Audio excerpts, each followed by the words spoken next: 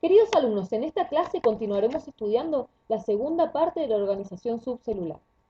Continuaremos con el estudio de la organización de la célula eucariota.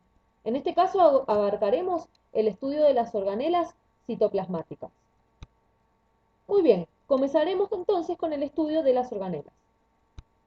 En primer lugar, veremos a los ribosomas.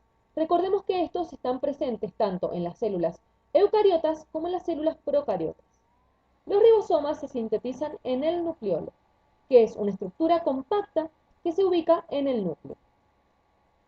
Los ribosomas son los encargados de sintetizar las proteínas. Estos poseen dos partes, una subunidad grande y una subunidad pequeña, que está formada por ARN ribosomal y proteínas. La ubicación de los ribosomas depende del destino de las proteínas. Si las proteínas que son sintetizadas serán utilizadas en el citoplasma, entonces los ribosomas se ubican en el citoplasma.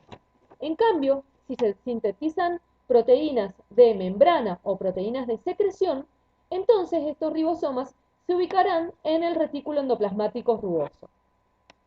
Además, cabe aclarar que los ribosomas también están presentes en las mitocondrias y en los cloroplastos. Muy bien, continuaremos con el estudio del sistema de endomembranas. Este está formado por un conjunto de organelas funcionalmente interconectadas.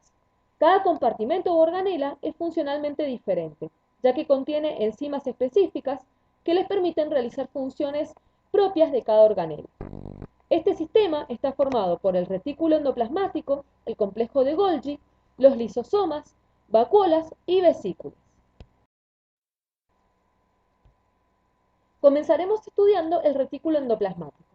Este está formado por una red de sacos aplanados, tubos y canales interconectados, cuya cantidad aumenta o disminuye según la actividad celular. Existen dos tipos de retículo endoplasmático. El retículo endoplasmático liso, que no contiene ribosomas. Aquí se lleva a cabo la síntesis de fosfolípidos y esteroides, que si recordamos son necesarios para la formación de la membrana plasmática. En el retículo endoplasmático liso de las células hepáticas se llevan a cabo procesos de desintoxicación. Aquí lo que ocurre es que se transforman sustancias hidrófobas a sustancias hidrófilas, que permiten que el organismo las elimine más fácilmente. Por otro lado, también se produce en el retículo endoplasmático liso la hidrólisis del glucógeno. También existe lo que se denomina como retículo endoplasmático rugoso, que se llama así porque contiene adheridos ribosomas. En él se produce la síntesis de proteínas de exportación. El retículo endoplasmático rugoso es continuo con la membrana nuclear externa. Muy bien, continuaremos estudiando el complejo de Golgi, que es una bolsa, está formado por bolsas membranosas aplanadas, apiladas y rodeadas por túbulos y vesículas. El complejo de Golgi recibe las proteínas y lípidos provenientes del retículo endoplasmático y los modifica químicamente adicionando carbohidratos, proceso que se conoce como glicosilación. De esta manera forma glucolípidos y glucoproteínas. Entonces podemos decir que el complejo de Golgi es un centro de empaquetamiento y clasificación de proteínas. Además, en el complejo de Golgi se produce la síntesis de polisacáridos de la pared celular de las células vegetales. El complejo de Golgi posee tres partes. La red cis o cara cis de entrada desde el retículo endoplasmático, una cisterna central y la red trans o cara trans de salida, en donde podemos decir que las proteínas que son sintetizadas desde el retículo endoplasmático pasan a la cara cis, luego continúan por la cara trans y salen por continúan por la cisterna central y salen por la cara trans, en donde se dirigen a partir de ahí a otros compartimentos del sistema endosomal. Pueden dirigirse a la membrana plasmática, pueden dirigirse también a la pared celular de las células vegetales o pueden exportarse. Muy bien, ahora seguiremos estudiando a los lisosomas. Los lisosomas son vesículas formadas a partir del complejo de Golgi. Recordemos que únicamente están presentes en las células animales. En su interior se produce la degradación de las principales macromoléculas como proteínas, polisacáridos, ácidos nucleicos y lípidos. Los lisosomas contienen enzimas hidrolíticas que son activas a pH ácido, produciéndose la degradación de las macromoléculas mencionadas. Este pH ácido dentro de los lisosomas es mantenido porque estos poseen las bombas de protones, que justamente lo que hacen es bombear protones al interior del lisosoma. La integridad de las membranas, de la membrana del lisosoma es mantenida por la presencia de proteínas que son glucosiladas y que le brindan protección. Muy bien, continuaremos estudiando a las vacuolas. Las vacuolas son vesículas grandes en plantas y hongos y son pequeñas en los animales. La membrana de las vacuolas se llama tonoplasto. Las vacuolas mantienen la turgencia en las células vegetales. Además, en estas se produce el almacenamiento de nutrientes y productos de desecho. En las vacuolas de las células vegetales se produce la degradación de sustancias. Se ha comprobado que en su interior hay hidrolasas ácidas, por lo que se dice que éstas cumplirían con una función similar a los lisosomas de las células animales.